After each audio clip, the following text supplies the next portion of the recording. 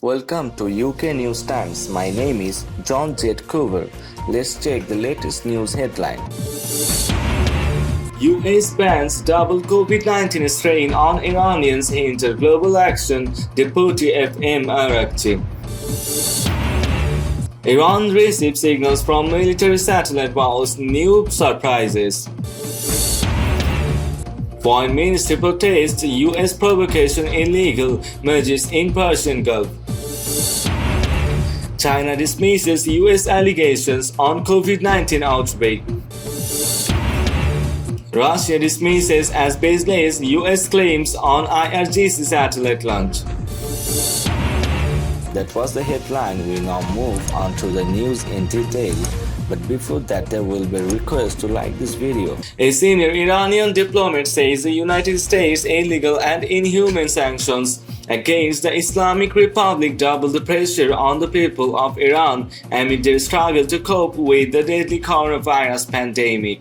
According to Press TV, Abbas Araghchi, Iran's Deputy Foreign Minister for Political Affairs, said Thursday that Washington's sanctions have hampered the global action that is vital to curbing COVID-19, a disease caused by the new coronavirus. Coronavirus has spread not only in Iran but also across almost all countries in the world, and stopping it calls for resolute efforts and collective action. He said during a phone conversation with Dutch Vice Minister of Foreign Affairs Matthijs van der Plas.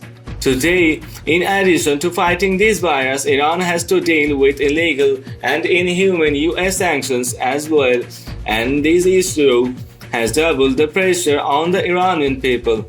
Iran's Deputy Foreign Minister said, adding, "It is the right of the Iranian people to access their financial resources in order to counter this disease and its economic repercussions." The senior diplomat said the US sanctions constitute a blatant violation of United Nations Security Council Resolution 2231 endorsing the 2015 Iran nuclear deal, as a result of which all nuclear-related sanctions against the Islamic Republic were lifted. During the conversations on Thursday, Van der Plas, for his part, sympathized with the Iranian nation and echoed Araghchi's call for global action to stop the pandemic. The Dutch official also expressed the Netherlands' commitment to multilateralism and in particular to the Iran nuclear deal and its related mechanisms to ease economic pressure on Tehran. The commander of Iran's Islamic Revolution Guards Corps Aerospace Division has said that the country is receiving signals from its recently launched Noor satellite and that it plans to launch a future satellite in higher orbit. Speaking on Thursday, Brigadier General Amir Ali Hajideh said that Iran had received the satellite signals from stations near the capital Tehran and the southeastern cities of Zehdan and Shabr following its launch. "We received the latest signal last night," he added, explaining that the satellite orbits the Earth every 90 minutes.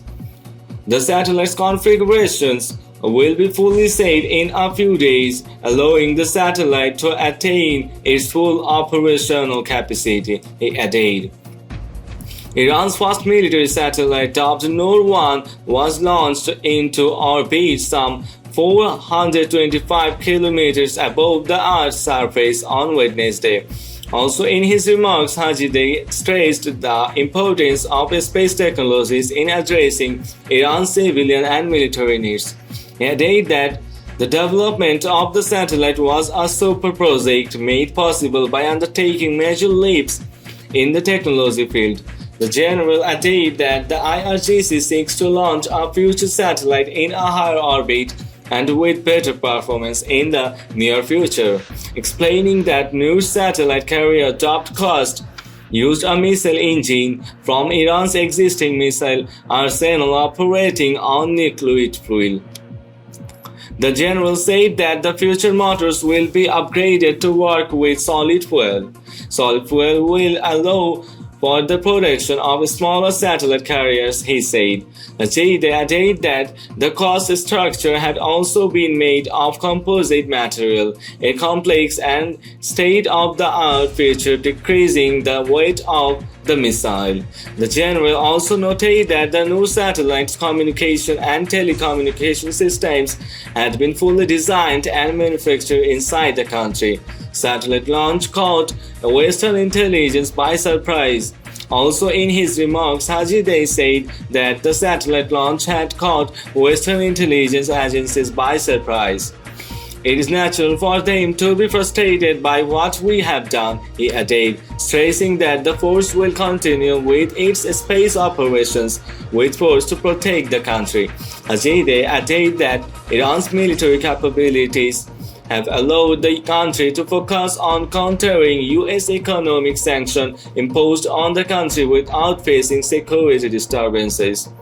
He also noted how Iran's capabilities had successfully deterred Washington from further provocations after Iran responded to Washington's assassination of its top commander, Lieutenant General Qasem Soleimani, in January. During the Ain al-Assad operation, we believed the Americans would respond and we had prepared for 100 targets, but they did not, Hajideh said. The foreign ministry had summoned the Swiss ambassador, whose country represents the United States' interest, to convey the Islamic Republic's strong condemnation of the provocative and aggressive acts by the U.S. Navy's terrorist forces in the Persian Gulf close to the Iranian coastline.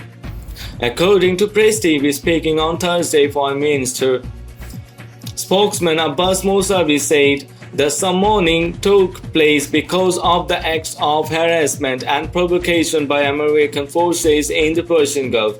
The ambassador, he added, received a note to relay to American officials in which the Islamic Republic has outlined its strong protest at the threats posed by the Americans, including the U.S. fleet's illegal and destabilizing presence and action in the vicinity of the Persian Gulf's northern waters and the Iranian coasts. According to the Islamic Revolution Guards Corps, Iran's elite defense force, American vessels are restored to unprofessional and perilous behavior in the waters, causing trouble for one of its logistics ships that was conducting a routine patrol. A U.S. Navy statement has, however, alleged that 11 IRGC boats had closed in on 6 U.S. naval vessels in the Persian Gulf in dangerous and harassing approaches. The IRGC strongly dismisses the statement, calling the account a Hollywood tale. In the protest note, the Islamic Republic has reminded the U.S. administration of the necessity for all parties to commit to international maritime safety and free shipping regulations, Mousavi said. The spokesman also pointed to remarks made by Donald Trump on Wednesday in the wake of the U.S. Navy statement, in which the American president said he had told the Navy to shoot down and destroy Iranian gunboats that harass U.S. ships. According to the Iranian official, Tehran has also warned Washington through the message that while powerfully defending its maritime rights, the Islamic Republic of Iran would serve due response to any threat or illegal and aggressive action in the Persian Gulf and Sea of Oman region. He called Trump's remarks threatening and provocative, saying the Islamic Republic advises him to engage the American Navy in confronting the new coronavirus pandemic, which has taken its biggest toll on the U.S. rather than restoring to adventurism and blame game. IRGC's Chief Commander Major General Hossein Salami has likewise played Trump's anti-Iran rhetoric. Also on Thursday, he warned that the Islamic Republic would target American vessels if they were to threaten the safety of the country's vessel of warships. China has once again dismissed as disinformation allegation by the United States that Beijing covered up the COVID-19 outbreak. According to reports, Chinese ambassador to the UK, Liu Xiaomin, warned Washington on Thursday not to continue with such unfounded accusations as a means to bully the Asian country. I heard quite a lot of this speculation. This is information about China covering up, about China hiding something. This is not true. The Chinese government was transparent and very quick to share data, said the Chinese envoy. Liu's comments came just a day after U.S. Secretary of State Mike Pompeo renewed Washington's cover-up allegation against Beijing, accusing the Chinese government of failing to report the outbreak in a timely fashion, not sharing all the information it had about the new coronavirus, including its ability of human-to-human transmission. The White House has been seeking to deflect criticism of its own sluggish response to the coronavirus crisis by putting too much emphasis on the virus's origins in China, with Trump and other U.S. officials, including Pompeo, referring to the virus as the Chinese virus. Some other country, their local courts sued China. It is absurd, Liu said, adding, some politicians, some people want to play at Beijing the world's policeman. This is not the era of gunboat diplomacy. This is not the era when China was a semi-colonial, semi-feudal society. He was apparently referring, among others, to some American lawyers who had last week launched a legal action in the US to sue Beijing for trillions of dollars over the COVID-19 pandemic, accusing the Chinese government of purported negligence for allowing the contagious disease to erupt and then covering it up. These people still believe in the old days. They think they can bully China, think they can bully the world, Liu said, stressing China is not an enemy of the United States. If they regard China as an enemy, they choose the wrong target.